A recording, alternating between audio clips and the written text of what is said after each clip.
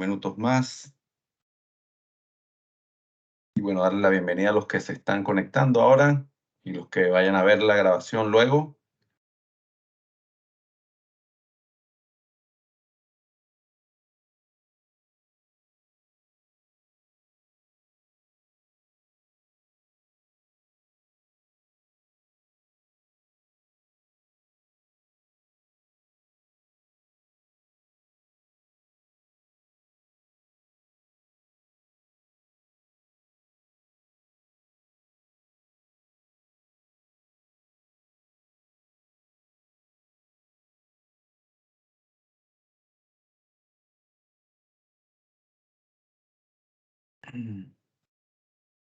Vamos de todas maneras a comenzar un poco con el objetivo de esta presentación.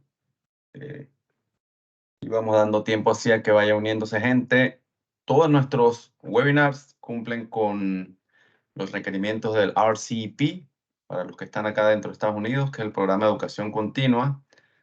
Registro de Educación Continua, un programa que te da créditos. Estos créditos se completan a través una vez obtenidos los créditos, luego de esta presentación, los que requieran estos créditos van a recibir un link con un examen.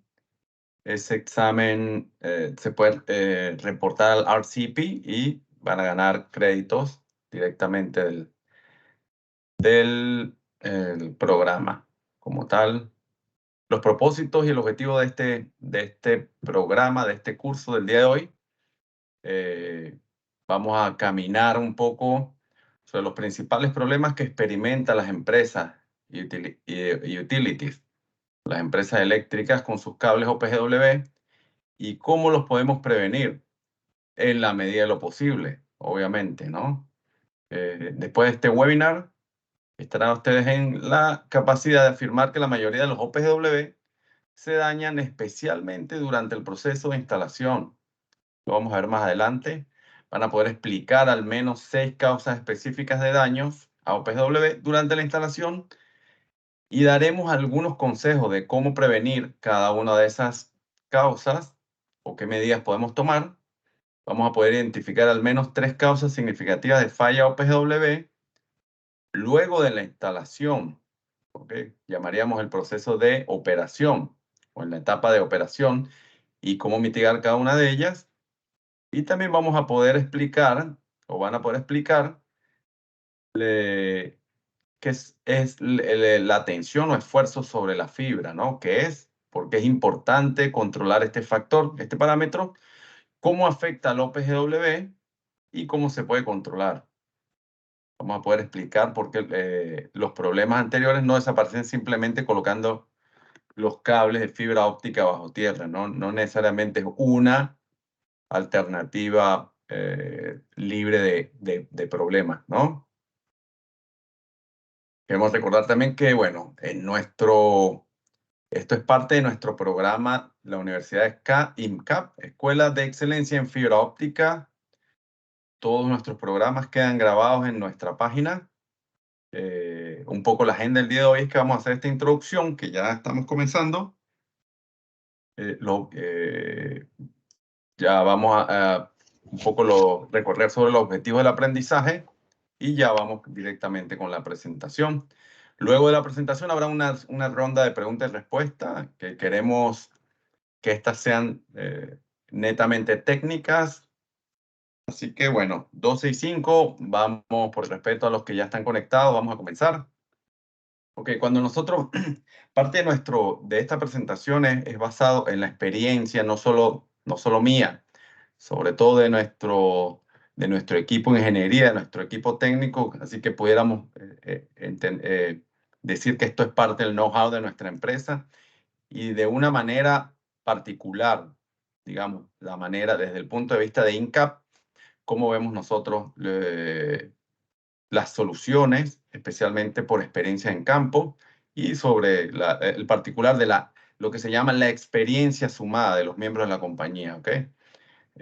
¿Cómo empezamos este webinar? Bueno, traemos acá a esta presentación o este resumen que viene de una encuesta, ¿no? De un estudio de la UTC que salió en el 2017, donde resume los principales problemas que pueden tener las fallas de un OPGW.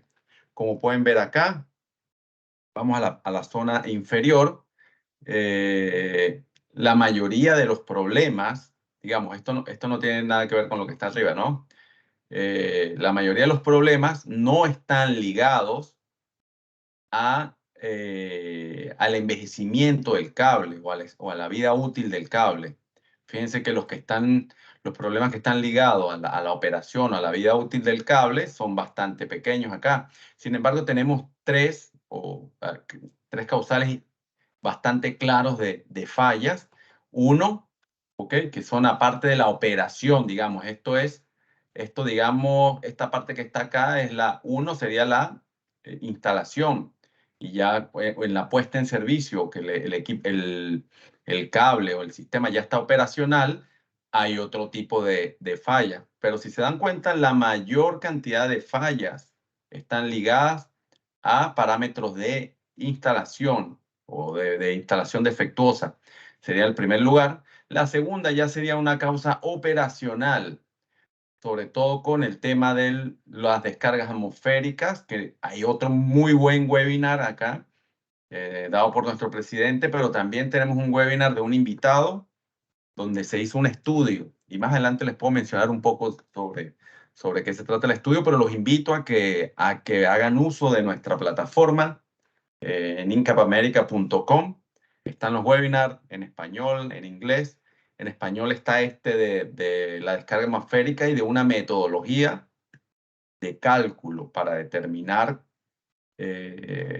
cuáles serían los mejores parámetros para evitar o para minimizar el daño por descarga atmosférica en nuestro sistema. ¿Ok? Y luego los otros factores que se pueden ver, fíjense, en zonas donde hay formación de hielo bueno, tormenta de hielo también es un factor importante, y la corrosión, entre otros. Acá algunos de estos vamos a mencionar acá más adelante, ¿ok? Comenzamos un poco con lo que son los fallos inducidos por la instalación.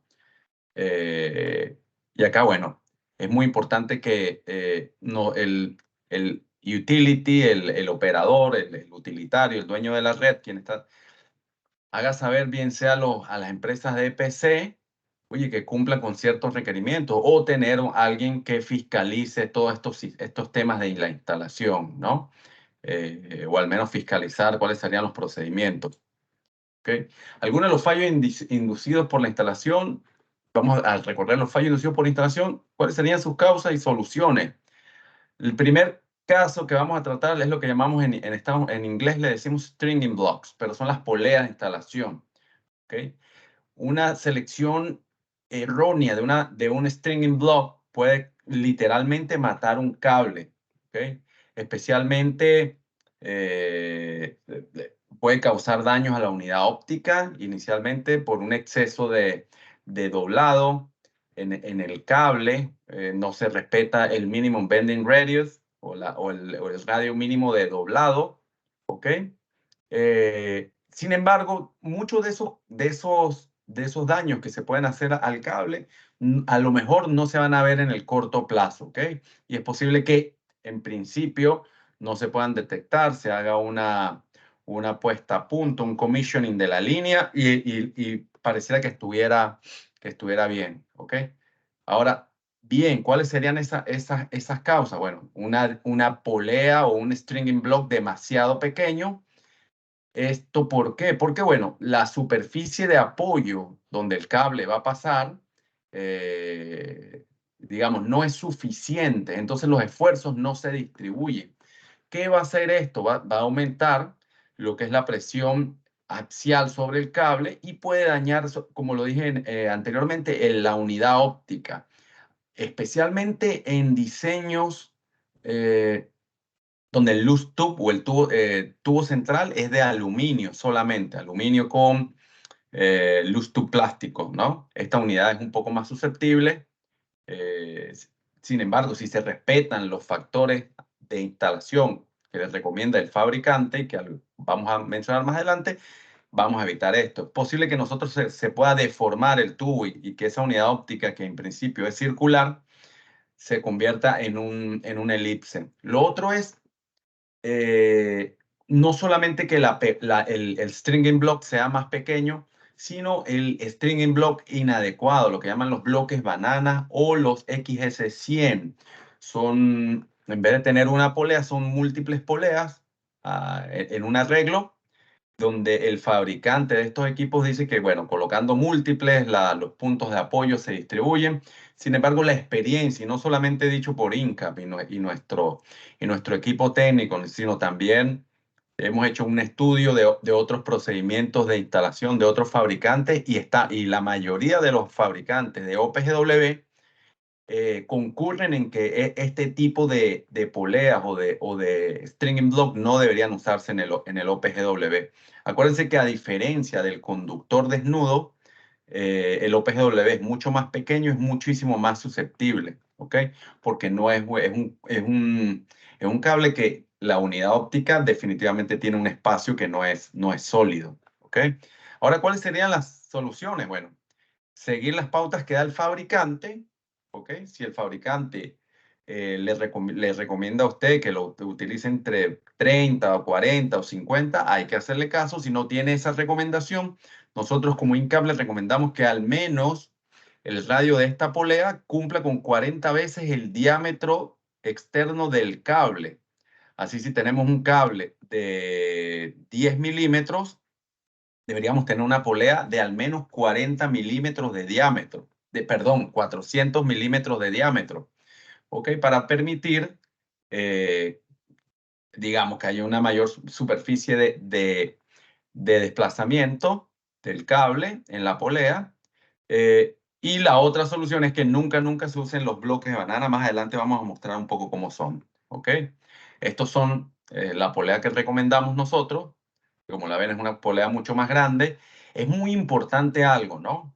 El valor, y esto, digamos, los fabricantes de los stringing blocks normalmente le van a dar el diámetro el overall chief diameter, ¿no? O el diámetro exterior de la polea, ¿ok? Sin embargo, ustedes tienen que percatarse o solicitarle al fabricante del stringing block que le dé este diámetro, que es realmente el diámetro que, en definitiva, es el de que debemos considerar.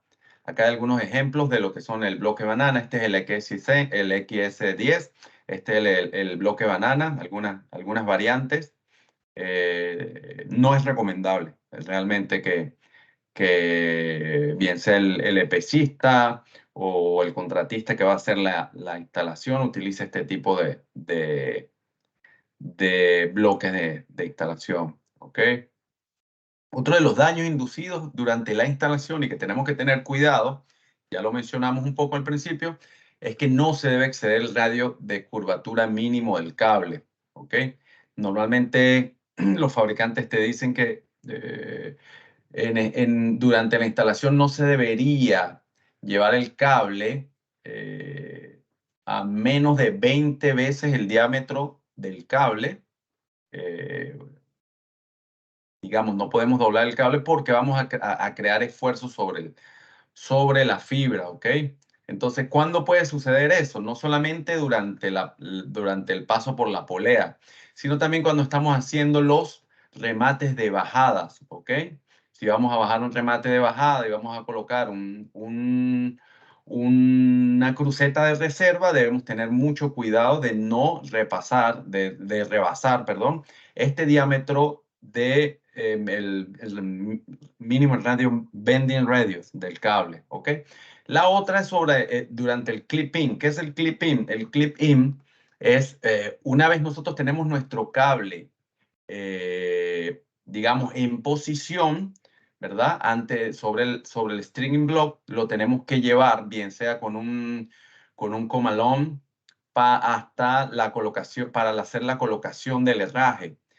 también en este proceso del come along y de la colocación del herraje, es posible que por mala operación, se lleve el cable a esta condición, ¿ok?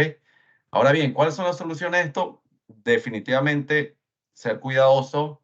Si acá en en la presentación hay representantes de las empresas y utilitarias durante los procesos de instalación, es bueno tener un contralor, ¿ok? Que supervise los procesos de instalación. Utilizar, ¿ok? Siempre hay que mantener el radio mínimo de curvatura en supervisión. Hay que utilizar un arco generoso cuando se pase por los remates de bajada en cualquiera de las cajas de empalme, y se debe tener cuidado también cuando suceda esto, ¿no? Al aflojar o al sacar el cable cuando lo estamos pasando al sistema de sujeción, ¿no? Bien sea los herrajes de remate o de suspensión. El otro punto bien importante y que se debe tener bastante cuidado es no exceder o no poner el cable en tensión excesiva durante el alado, ¿ok? Durante el tensionado del cable, ¿ok?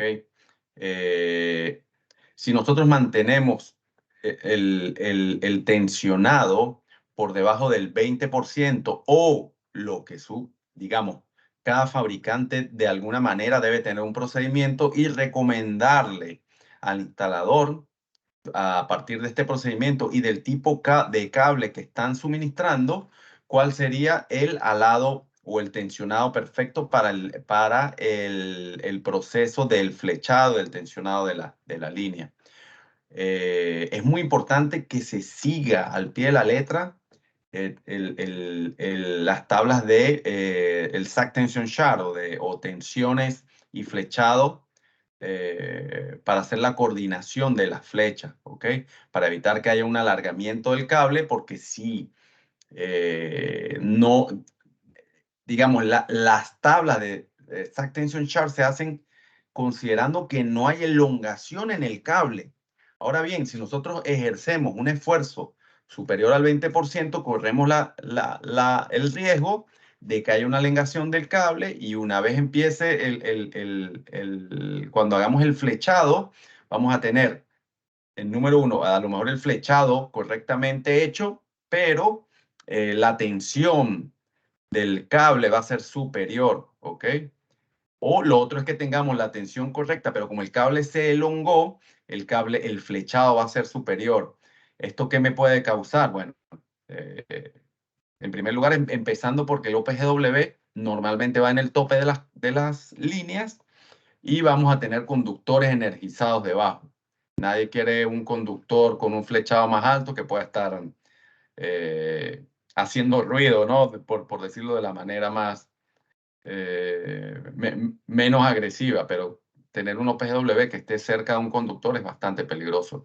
La solución, mantener la tensión de tracción, máxima de tracción del cable por debajo del 20% del RBS. ¿Qué es lo que nosotros, qué es el RBS? Bueno, lo llaman RBS o lo llaman UTS, que es se le puede decir el Rupture Breaking Strength, que es la carga de rotura, o el Ultimate Tensile Strength, que es también es el mismo término, ¿ok? Lo llaman en diferentes regiones, lo llaman de manera diferente, ¿ok? Por lo general se debe mantener entre un 15 y un 20%, pero incluso en 10% sería lo recomendable. Nosotros en INCA pensamos que 10% es una tensión bastante segura para hacer esta operación, ¿ok? Lo otro es también mantener un dispositivo de antirrotación, perdón, tener cuidado en los dispositivos de antirrotación en los casos que se necesite, sobre todo los cables que no son balanceados. ¿Qué significa que no sea balanceado? Un cable de tubo central que tenga solamente una capa de hilos que tienen la tensión bien sea a la derecha o a la izquierda, es un cable no balanceado. Normalmente durante la instalación se recomienda un dispositivo antirrotación. Sin embargo, el dispositivo antirrotación es posible que a veces se atasque en las poleas o en el string block, y el operario a veces, por no parar, aumenta la tensión y obviamente pues le genera un esfuerzo adicional al cable con todo lo que anteriormente mencionamos, ¿no? Los problemas que pueden ocurrir. ¿Ok? Entonces, muy importante cuidar la tensión en el proceso de el flechado del cable. Otro de los problemas que se causan durante la instalación, más adelante también vamos a mirar un gráfico, ¿ok? No vamos a entrar en tanto detalle sobre ángulos y otros elementos que son más inherentes al proceso de instalación, pero sí a los problemas que pueden causarse, ¿ok? Pero otro de los problemas es la abrasión o el desgaste durante el alado del cable o el jalado, ¿ok? Estas causas que pueden ocurrir. Recuerden que el cable, normalmente el cable OPGW lleva una combinación de hilos que bien sea es aluminio o acero aluminizado. Un cable de acero o un hilo de acero con una cubierta de aluminio, ¿ok? Extruida en aluminio o una capa, ¿ok? ¿Qué pasa si nosotros le hacemos abrasión a esta capa de aluminio? Va a quedar expuesta la parte de acero del cable, llevando a que en el tiempo haya un problema de corrosión. ¿Por qué pasa eso? Alguna de las causas es que el cable sale la ranura del bloque. Es posible que la ranura del bloque, del stringing block o de la polea sea muy pequeño. ¿Qué hace eso? Que el cable no deslice bien y tienda a salirse de la polea. Al hacer eso, bien se hace, digamos, o que se arrastre sobre la polea fuerte, hace que el cable tenga abrasión. O lo otro es las condiciones de esta polea, ¿ok? O del bloque. Es muy importante que el bloque no debe funcionar bien. O sea, el bloque debe funcionar perfectamente. O sea, debe estar casi nuevo para evitar en el tiempo que tenga problemas. ¿Ok? Si por algún motivo este stringing block o esta polea se traba o tiene problemas, bueno, esto me va a generar esfuerzo y a su vez abrasión sobre el cable, sobre la superficie del cable. Lo mismo decimos, si no gira libremente, pero a su vez, o gira libremente, pero a su vez tiene una superficie dañada, o sea, la superficie de esta polea está dañada, definitivamente va a haber abrasión con el cable. Lo otro es la tensión en el payoff. Un poquito acá. Esto es lo que nosotros llamamos, vamos a ilustrar acá en esta lámina, lo que es el payoff. El payoff es lo que nosotros llamamos la bobina como tal, de donde se va extrayendo el cable para hacer luego el tensionado. Este es el conjunto tensionador payoff en principio. Luego les explico un poco en detalle sobre la figura, solamente para que tengan en mente los que no están familiarizados con este término. ¿Ok? Puede ser que haya mucha tensión en el momento del payoff, ¿ok? Lo cual puede provocar que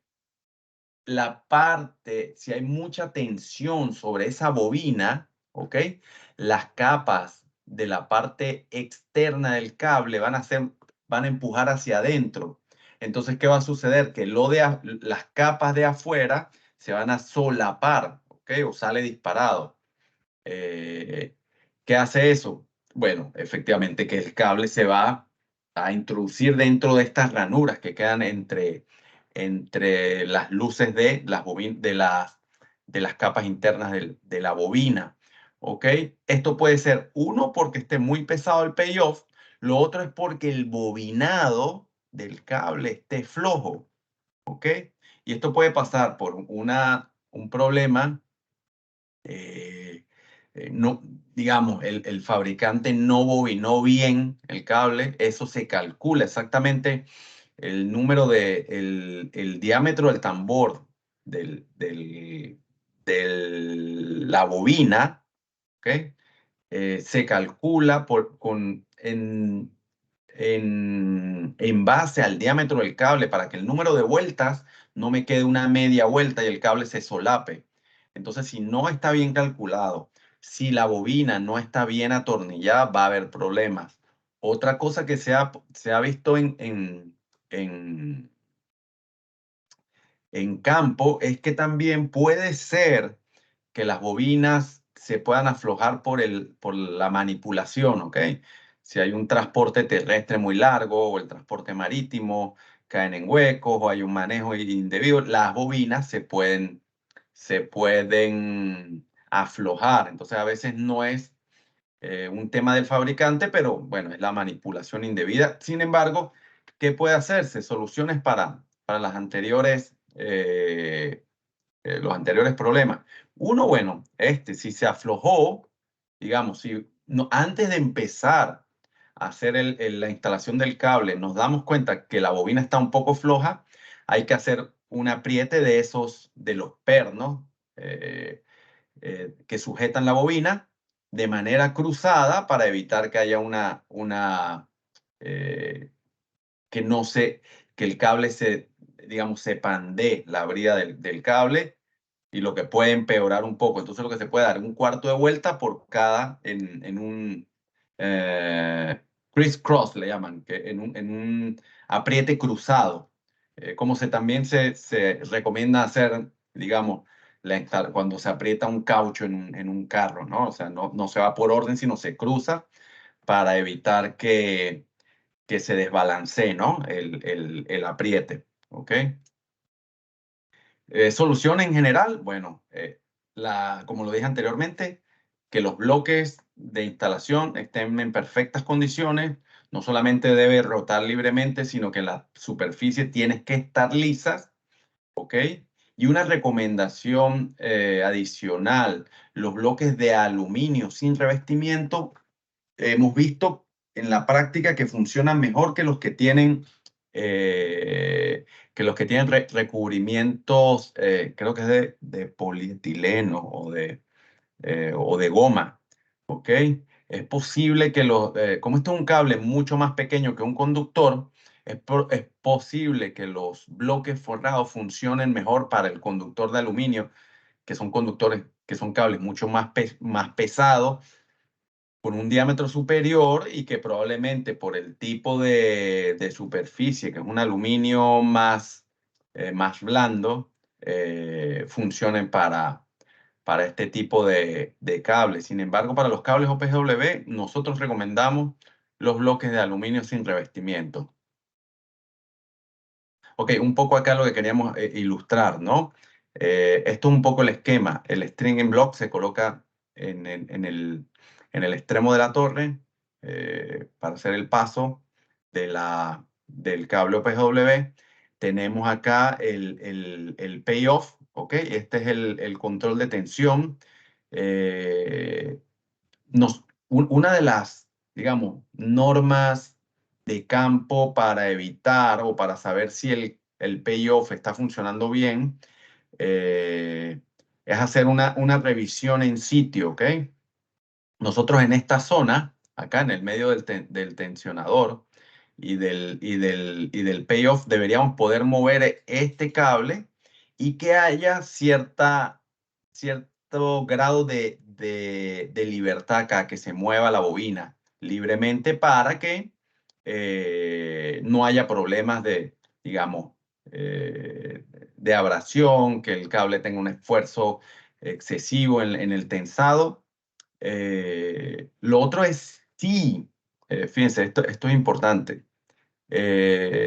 Sí, nos damos cuenta en la medida a lo largo de la instalación que el cable se ha solapado, lo ideal es poder lubricar, ¿ok? Lubricar acá la bobina, digamos, no un potecito, o sea, se tiene que embeber eh, bastante el cable con aceite, con grasa, para evitar que haya para minimizar el daño por roce, para hacer una instalación más prolija, ¿no? Más tranquila. Eh, Estos son los dispositivos antirrotación, son estos, es como un peso que se coloca al cable, ¿ok? Él va a pasar por la bobina, por la polea. Normalmente él debería pasar sin problemas, sin embargo, se han visto casos que este dispositivo se atora acá, ¿ok? Era cuando decíamos que es posible que el operario no trata de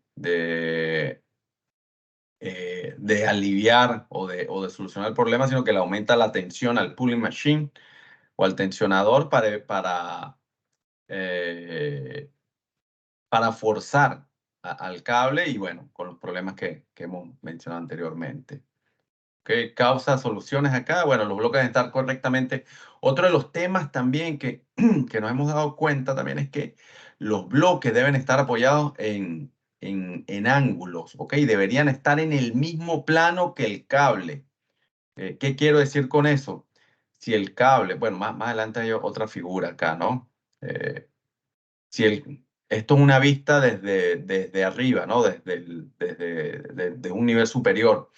Si esta es la bobina y este es el cable OPGW. Fíjense que el OPGW, el cable debería mantener, como en este segundo ejemplo, estar en el mismo plano de la bobina para evitar que acá hayan esfuerzos o que se salga del riel, ¿no? De la polea. Esto un poco ilustrándolo, un poco ilustrando cómo es la tensionadora o el proceso de tensionado. Y acá, bueno, un poco de que se necesitan bloques, los bloques necesitan ángulos de apoyo superiores a 30 grados, ¿ok? Para funcionar bien. Como comenté, la tensión posterior en el carrete solo debe estar a fuerza manual. Es decir, cuando nosotros hacemos una tensión, esta comprobación que les dije acá, manualmente nosotros podemos estar en capacidad de mover un poco el cable, un poco la experiencia da esa, digamos, esto es muy empírico realmente, ¿no? Probablemente para mí no es la misma fuerza que pueda tener, no sé, Arnold Schwarzenegger, ¿no? por poner un ejemplo cómico. Entonces, pero sí el instalador debe darse cuenta que, bueno, debe haber algún movimiento de unos 20, 30 centímetros y que la bobina se pueda mover. Pues no puede ser tan difícil, ¿no? Un último consejo, bueno, lo que les comenté, que verificar que el bobinado no esté flojo.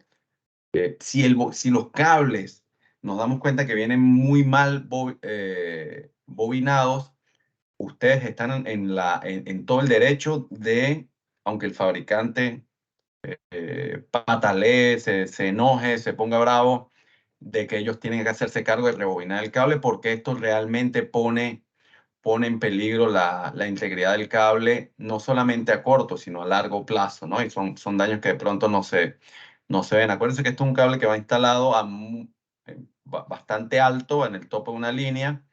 Es un cable bastante pequeño que está entre, digamos, he visto cables de 9 a 16, 17 milímetros, perdón, que es 1.7 centímetros, nada, en una altura de 30 metros, es bien complejo darse cuenta. Entonces, es preferible prevenir que lamentar, como les comenté.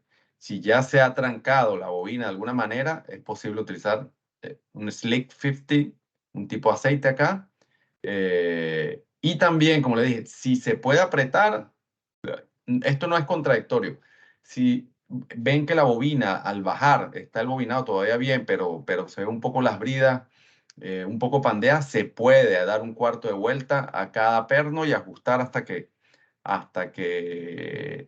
estén de manera recta, ¿no? Perpendicular, paralelas entre ellas, ¿no? Perpendicular contra el tambor.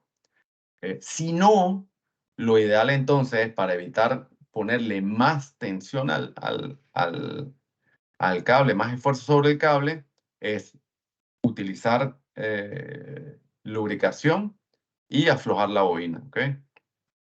Un último consejo es, si ven que el cable realmente tiene rozaduras o abrasiones, es importante dejar un registro fotográfico, ¿no? Se debe tomar bastante imágenes y mantenerlo en el departamento, bien sea de instalación, de mantenimiento de su empresa, y tener, bueno, una supervisión bastante, digamos, oportuna, ¿no? Y ver qué tan comprometido está el cable, ¿no? Sobre todo la capa de ACS.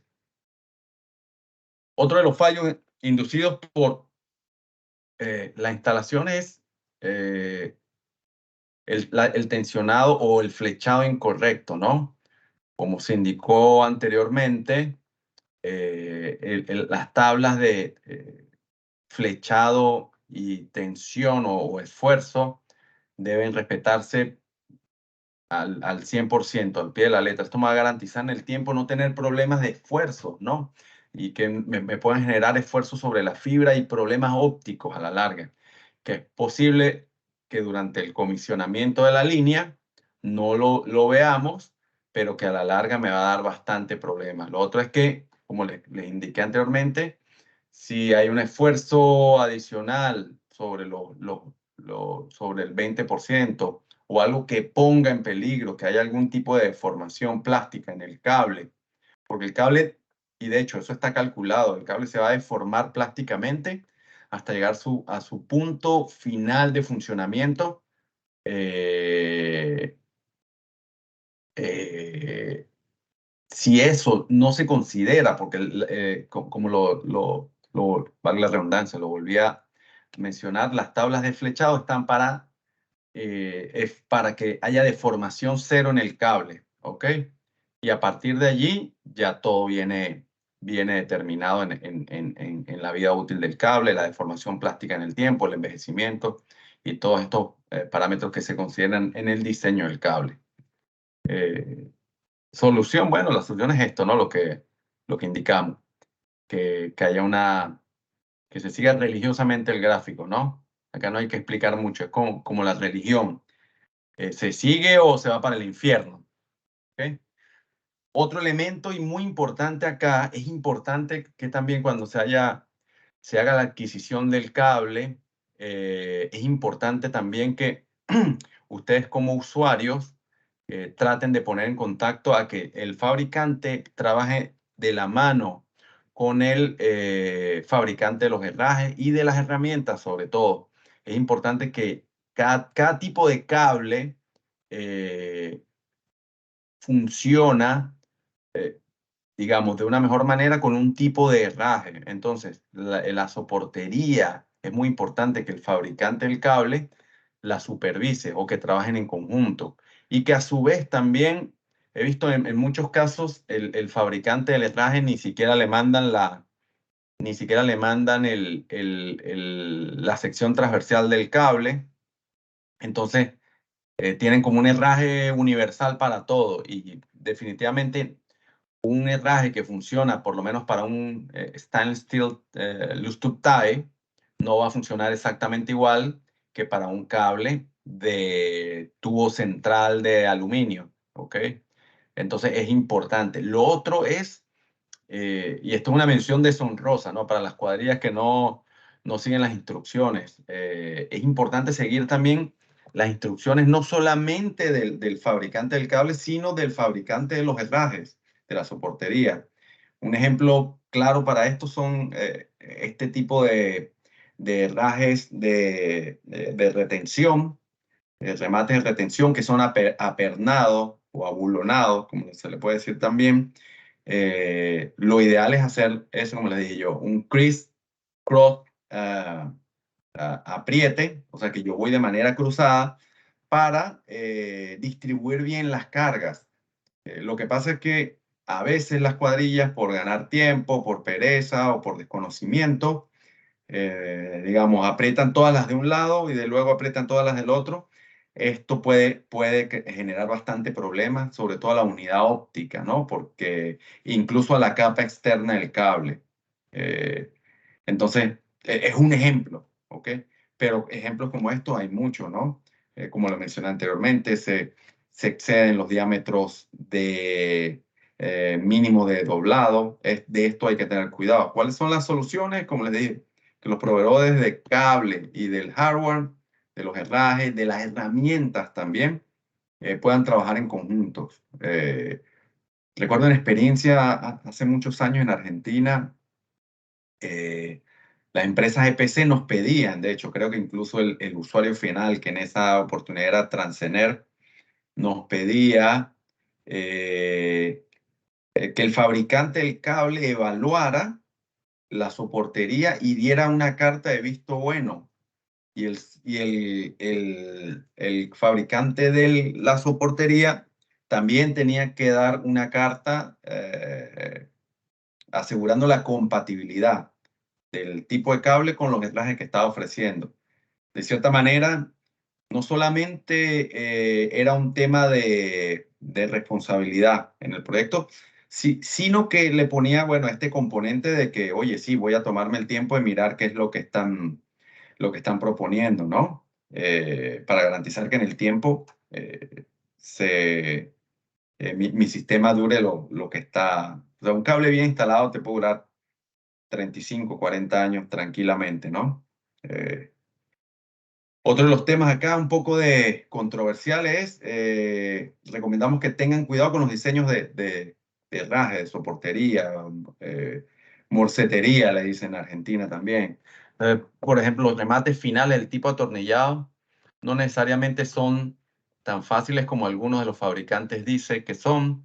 Los remates finales de cuña también, deslizantes, que forman una U, también tienden a concentrar no solamente retención, sino también sucio, ¿ok? Los diseños de cara abierta también acumulan contaminación. Los sistemas o herrajes de suspensión que no tienen varillas preformadas, nosotros no las recomendamos, ¿no? Es decir, se pueden ahorrar unos pennies, como dicen acá en Estados Unidos, pero a la larga estoy poniendo en riesgo la integridad de mi cable. Entonces, bueno, es muy importante que haya una evaluación bidireccional, fabricante, cable, herrajes, que estén en completo acuerdo y que se garanticen mutuamente, ¿no? Y lo otro es que las cuadrillas deben seguir el procedimiento de instalación del fabricante. No hay otra, ¿no? Aquí no hay atajos, ¿no? Sobre todo para la garantía de su cable, ¿no? O de su sistema. Es posible que si no se siguió el proceso de instalación, no se coordinó exactamente las poleas, los radios de curvatura y todo esto, al final, digamos, estos procesos de instalación que pueden dañar el cable van a salir de garantía, ¿no? Y muy importante para ustedes también que el proveedor del cable y los herrajes le dé procedimientos, ¿no? Estos son utilizados para hacer el clipping, para estos herrajes, estas herramientas para hacer el clipping. Nunca utilizar herramientas que tengan esta forma, o triangular, o que puedan poner, o que me deformen el cable, ¿no? Siempre que hay algún tipo de deformación, puede haber una deformación plástica. Hay dos tipos de deformaciones en los metales: elástico, que es una deformación que no es definitiva, o sea, el material vuelve a su forma original, pero ya cuando hay una deformación plástica, digamos, ya no se consigue la forma original del cable y vienen los problemas estos de ópticos, ¿no? En la unidad óptica, que, bueno, es el alma de la comunicación del cable como tal, ¿ok? Vamos a mencionar esto también. Las conexiones a tierra del cable, es importante considerar lo que está, cada país tiene su código eléctrico, ¿ok?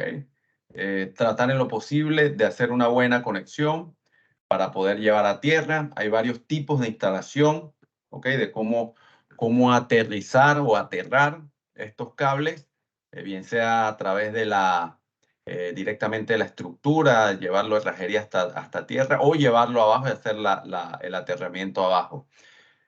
No siempre se puede conseguir los mismos niveles de aterramiento de tierra, ¿ok? Porque, bueno, los niveles de tierra por las regiones son totalmente diferentes, pero lo que se sugiere es que esté por lo menos por debajo de los 50 ohmios, ¿ok? Vamos acá un poco a ilustrar. Esto es una manera de lo que se llama el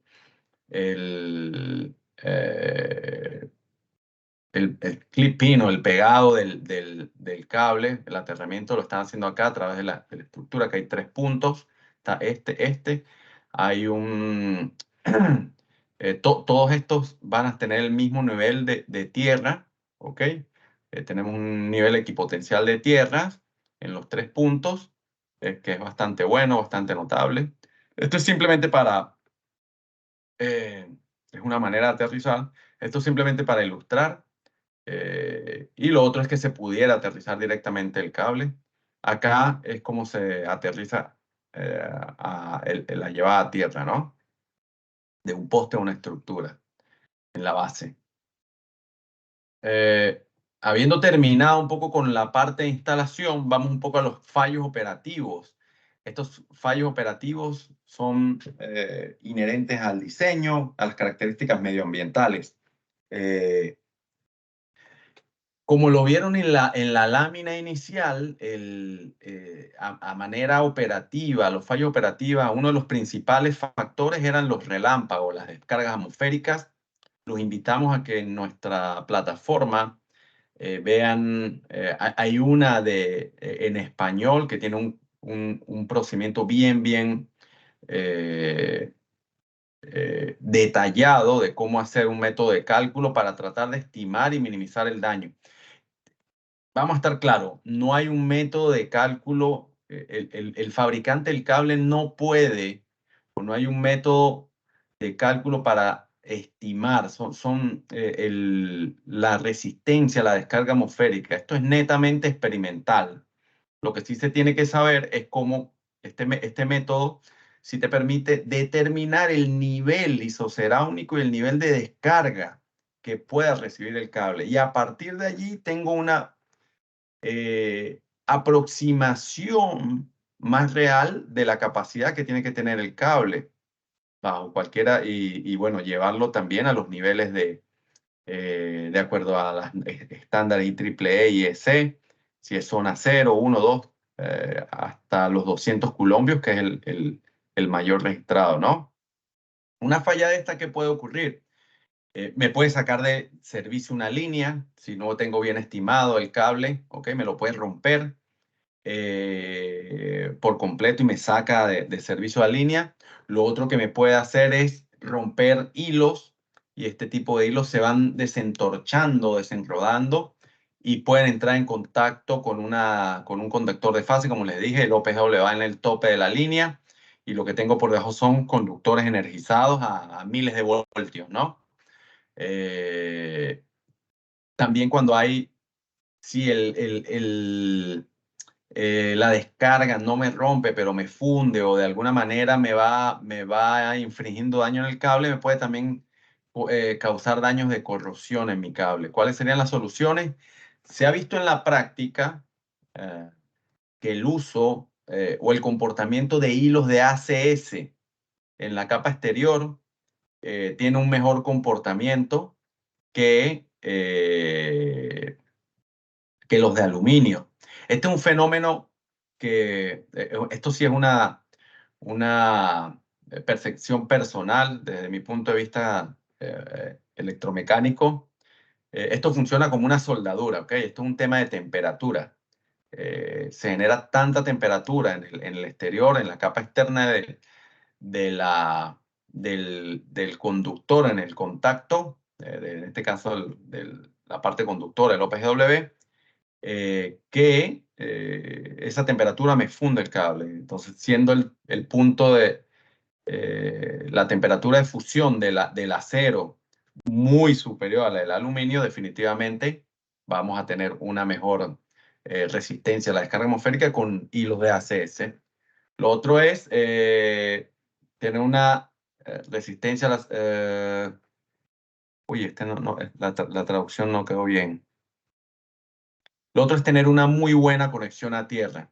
Digamos, si no se respetan bien, si yo tengo bien una descarga a tierra, la energía del rayo se va a evacuar rápidamente y voy a evitar que que me aumente que me aumente la temperatura. Puedo evacuar rápidamente esa energía y proteger mi cable OPGW.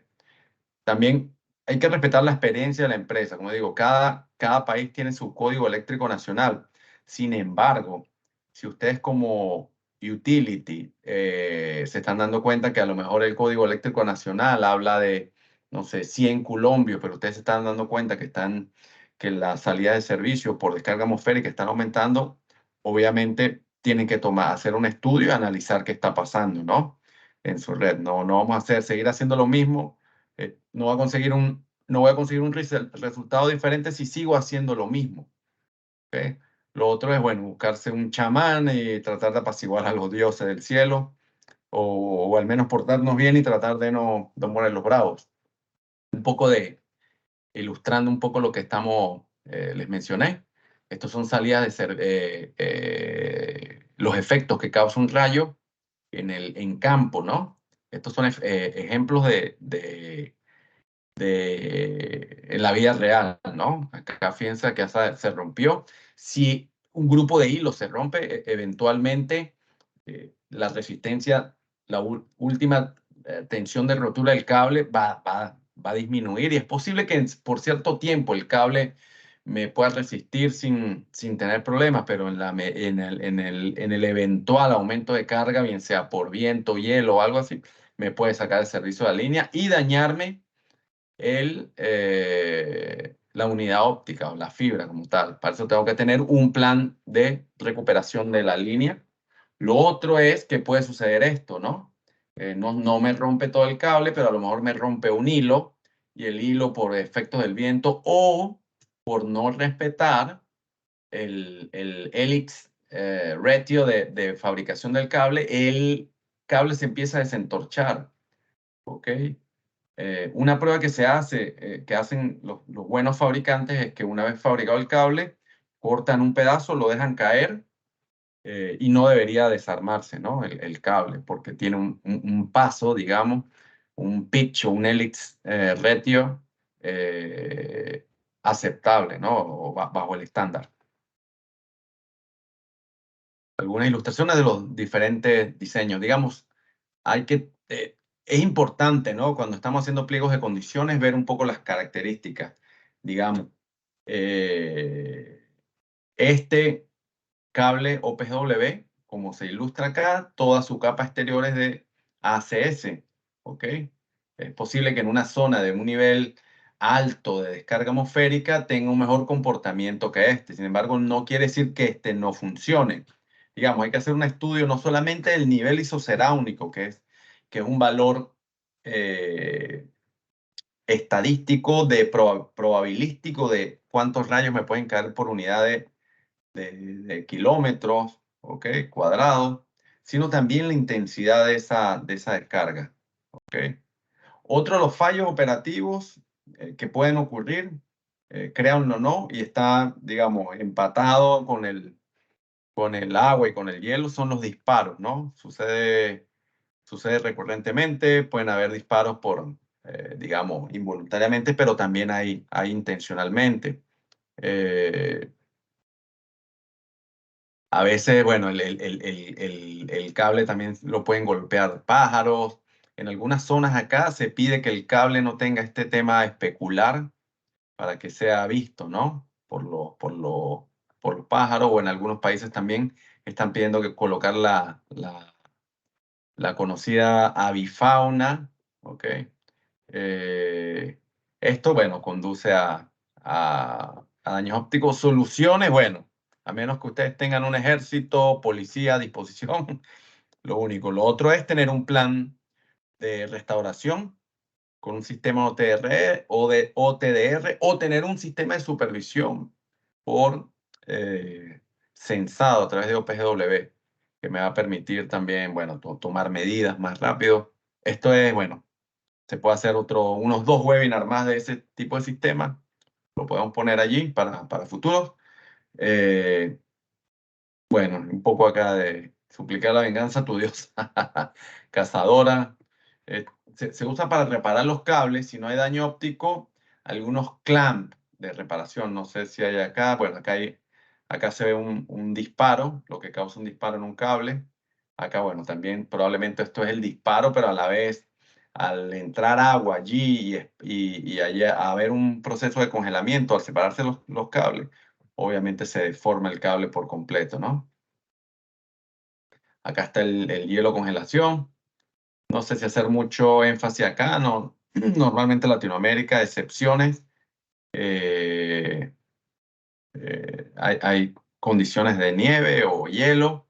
Eh, realmente acá no hay una condición específica, ¿no? Probablemente los diseños que tengan luz tube de acero tienen un mejor comportamiento porque eventualmente el cerrado del cable se hace a través eh, de un proceso que, digamos, se hace a través de una soldadura láser que también tiene un sistema de supervisión en línea de la fabricación de las corrientes esta de eddy current, las corrientes de eddy, que es bastante eficiente, sobre todo para los materiales férreos. Por eso es que es posible que si hay un cable con tubo de solo aluminio, pueda haber ingreso de material, de agua, sobre todo la humedad, y en el momento de la congelación esta humedad se expande. Algún tipo de soluciones, bueno, es pedir que el fabricante eh, en, en, en, en estos tipos de diseños incluya elementos absorbentes, bien sea agua, cintas de hilo, absorbentes de agua como cintas de hilo o gel, depende del diseño, ¿ok? Lo otro también es importante porque no solamente los tubos se pueden dañar por mala fabricación, sino también por vibración eólica. Es importante también hacer un muy buen estudio de amortiguamiento de la línea, ¿ok? Y colocar los amortiguadores, bien sean los Stockbridge, los amortiguadores preformados, funcionan también. Eh, esto es una falla por vibración, esto es por fatiga, ¿ok? Si este tubo se rompe así y entra agua y hay congelación, bueno, eh, ya la historia es, bueno, que me destruye el cable como tal. Corrosión, digamos, operativa, digamos, nosotros instalamos bien el cable, ¿ok? Eh, no tengo problemas de abrasión, el cable se instaló correctamente. También hay que analizar el entorno, ¿ok? El entorno, hay diseños que no funcionan tan bien o que no son preferidos para usar en zonas de alta corrosión, salinas sobre todo, que son los que llamamos nosotros de fabricación de tubo de acero inoxidable en contacto con hilos de aluminio y acero, como puede ser este diseño que tenemos acá. Este no es tan recomendado para zonas de alta corrosión porque se generan pares galvánicos entre estos materiales, ¿ok? Muchos utilitarios quieren reducir esto con grasa, pero no es tan eficiente en el tiempo. La grasa como tal es, digamos, tiene una parte de aceite con una parte base que funciona como una esponja. Y en el tiempo esto se va separando. Está demostrado que al transcurso de 4 o 5 años hay una separación completa y ya pierde el efecto de aislamiento, ¿no? De protección anticorrosiva de la grasa como tal. Estamos acá. Lo otro es, bueno, también corrosión también por aves, ¿ok? El guano de las aves también genera esto. Entonces, un poco de las soluciones es, como le dije, dar una buena instalación, evitar los problemas de abrasión, tener un muy buen diseño para descargas atmosféricas o buen diseño para descargas atmosféricas, considerar los tipos en zonas costeras, utilizar o reducir el uso del standstill loose tube time, ¿ok?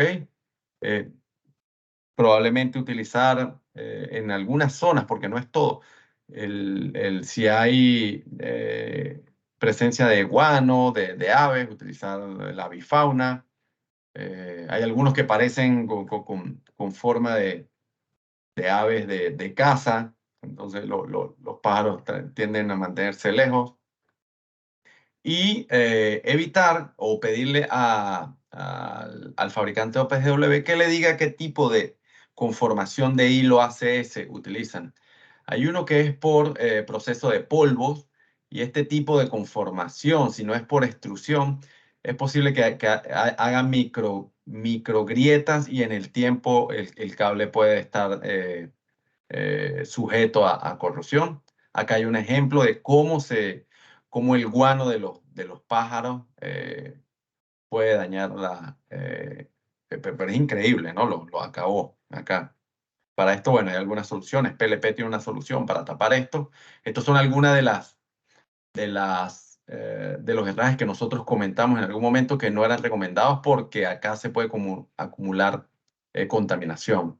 ¿Ok? Bueno, esto es un poco lo comentamos anteriormente. No voy a redundar más allí. Lo otro que hablaban era un poco sobre la edad. Bueno, el cable, si está bien diseñado y está bien, digamos, seleccionado, no va a estar sujeto a corrosión. Las tensiones no van a dar problemas. Es importante, bueno, todo lo anterior va atado a estas características, digamos. Un poco la fragilidad, bueno, un defecto en la fabricación, la deformación de la fibra, los accidentes. Este es un punto importante. En los anteriores no los voy a mencionar tanto, solo quería repasarlo por allí, pero esto es bastante interesante, ¿no? Y tiene que ver también con el diseño de la fibra, ¿no? Del cable o la selección. Vamos a hablar un poco qué es el esfuerzo sobre la fibra, ¿no? La fibra o los cables tienen diferentes puntos de diseño, ¿ok?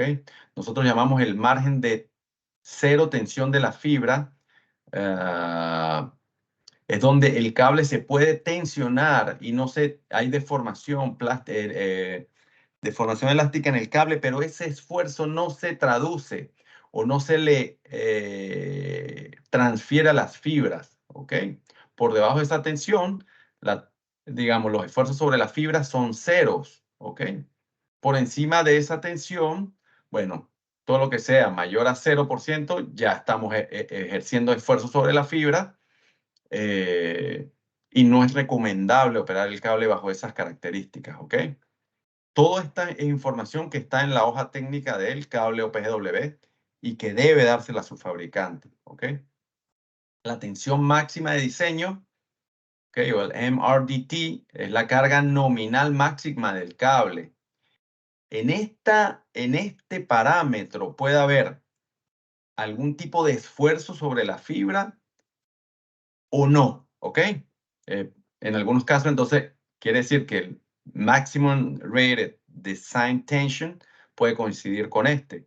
En otros casos, se puede colocar en una zona segura, y les explico adelante cómo, ¿ok? Según Corning y otros, la probabilidad de falla de la fibra, si la deformación es de 0.2, imagínense, ¿no? Estamos hablando no del cable, sino de la fibra. Si se fuerza, si la tensión llega a una deformación sobre la fibra que me la deforme 0.2%, la vida útil de esta fibra es de más de 40 años, ¿ok? Esto es una probabilidad, no es una garantía del cable, ¿ok? Digamos, hay otros factores, no solamente los esfuerzos. Digamos, la temperatura también le resta vida útil al cable, a la fibra como tal, ¿ok? Pero por esta condición, la probabilidad de fallo es de hasta 40 años, ¿ok? Entonces, ¿dónde tengo que yo digamos, la otra, perdón, el otro, si, la otra, si la deformación es mayor que 0,2, ¿verdad? El aumento de la probabilidad de fallo, fíjense cómo es de susceptible. Estamos hablando de 0,3, es nada. Estamos hablando de que la fibra es vidrio, ¿ok? Y hay microfracturas internas cuando hay deformación que son acumulativas, ¿ok? Entonces, si el esfuerzo sobre la fibra alcanza el 0,3%, la probabilidad de falla es de 40 días. Imagínense. O sea, de 40 años a 40 días en 0,1%. ¿Ok? O sea, los efectos de la tensión se van acumulando con el tiempo. Si ese 0,3% yo lo consigo durante un día, porque ya le estoy restando vida útil al cable. ¿Ok? Entonces tengo que tener muchísimo cuidado, sobre todo para la asignación de mi everyday stress, ¿ok? Que debería estar por debajo de este valor que dijimos acá, del Zero Fiber Stream Margin, ¿ok? Y que mi máxima tensión de diseño tenga una deformación de la fibra y menor o igual a 0,2%, ¿ok? Mientras este valor sea menor, es mejor, pero también vamos contra la ingeniería económica, ¿ok? Un poco los diseños y cómo funcionan. Vuelvo a reiterarle, no hay un mejor diseño o un peor diseño. Simplemente, si nosotros estamos haciendo el estudio de la línea, cuando vamos a hacer la coordinación de las flechas, debemos considerar estos valores, ¿ok? Entonces, de los 3 diseños de cables, ¿ok? Acá abarca 2, el tubo central de acero y tubo central de acero con aluminio, ¿ok? El RBS o la carga de rotura es de entre 40 y 50%. La tubería de aluminio, cuando es tubo de aluminio con tubo plástico, ¿ok? La carga de rotura debería trabajar entre un 50 y un 60%. ¿Ok? Ese punto de Zero Fiber Stream Margin. Fíjense cómo se incrementa al pasar de acuérdense que acá el tubo central o el núcleo óptico atiende a un trenzado SZ, ¿ok? Oscilatorio. Mientras que acá estoy hablando de un tubo central en la primera. Y el último es el trenzado tipo S, el cero o la tensión mínima de descarga de deformación, el Zero Fiber Stream Margin, es de hasta un 80% de la carga de rotura. Lo que quiere decir que tengo un mayor rango de trabajo con este cable. ¿Ok? Esto simplemente se tiene que considerar y para eso también es importante que el fabricante le provea de los archivos .wir para hacer todo este análisis, ¿no? Ok, esto cómo se controla, no solamente con el tipo de diseño, sino también con el Excess Fiber Length. Estos son, digamos, la longitud de exceso de la fibra. Esto ya se explicó en otro webinar y no es simplemente más, sino que el exceso de fibra. Digamos, si nosotros tenemos 100 kilómetros de cable, cada fibra va a tener un porcentaje más de cable para tener una holgura en que la fibra pueda estirarse sin tener una deformación como tal, sino una holgura, ¿ok? Y lo otro es considerar bien las condiciones de viento y hielo.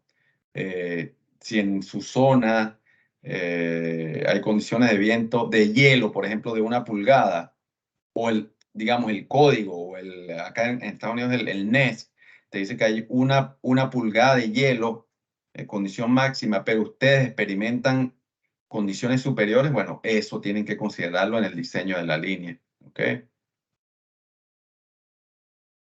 Directriz básica, bueno, 0% de esfuerzo en el everyday stress, ¿ok? No deberíamos sobrepasar esta condición. Carga máxima debería estar por debajo del 0,2%, ¿ok? Esto hay que considerarlo. Como le dije, bueno, hay que revisar no solamente las características de la zona o del código como tal, pero lo que sucede en la realidad, en su zona. ¿Ok? Hay que hacer un estudio detallado de todos los factores, ¿no? Recopilar datos meteorológicos, hacer una muy buena ingeniería, ¿ok? Y sobre todo, pedirle a su fabricante que le provea de todos estos valores, ¿no? Eh, Ahora bien, en resumen, ¿ok? Digamos, con todo lo que mencionamos, es todavía, digamos, o es muy riesgoso instalar cables OPGW. No, la verdad que no. Sigue siendo una muy buena alternativa. Digamos, estas son cosas que pasan, no pasan todos los días. Son cosas que se pueden prevenir, ¿ok? Con una muy buena ingeniería, con un sistema de instalación, digamos, atendiendo la normativa, atendiendo las recomendaciones de los fabricantes, ¿ok? Como se dice, si el buen diseño tiene una buena fabricación, tenemos una buena selección de hardware, tenemos un buen proceso de instalación, mi línea me puede durar más de 50 años, ¿no? Incluso en Ontario, Hydro, que es una utility bastante grande, ellos diseñan para 70 años, ¿no? Digamos, los cables subterráneos también tienen problemas, ¿ok? Hay roedores, ratas, hormigas incluso, termitas, he visto yo que se comen los cables y que en definitiva ponen en riesgo la integridad del cable. El OPGW sigue siendo el estándar de referencia para poner fibra en las líneas de transmisión. Además, por un tema de seguridad, ¿ok? Es más difícil que te corten una línea eh, por todo lo que implica, ¿no? Más si estamos hablando en líneas de alta, extra alta tensión, ¿no? Es más difícil que los amigos de lo ajeno, los amigos de dañar las cosas, se metan con un cable que esté a, no sé, 250.000 voltios, que, bueno, un cable que esté bajo tierra, ¿no? Los que quieran, podemos enviar este reporte o lo pueden bajar de este link. Esta presentación va a estar disponible en línea, ¿ok? Vamos a hacer una sesión adicional de esta, pero vamos también a dar una sesión de la instalación del cable OPGW. Y con esto damos por concluido esta sesión. Y creo que nos pasamos un poquito. Si hay alguna pregunta, súper contento de responderla.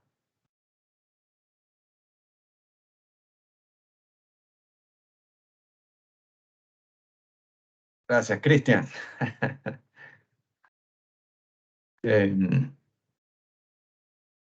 Bueno, importante, los que no pudieron asistir, vamos a hacernos eco y vamos a compartir esta información. Creemos que es bien, bien importante. Gracias, Cristian. Saludos a los asistentes. Es complicado, en Latinoamérica nos ha hecho complicado la asistencia, pero bueno, igual sepan todos que esto va a estar en línea, la presentación, el video va a estar en línea. Gracias, Pedro. Y bueno, más que agradecido con la asistencia a todos. Buenas tardes y bueno, nos seguimos hablando. Un fuerte abrazo a todos y feliz año, a los que no los he visto.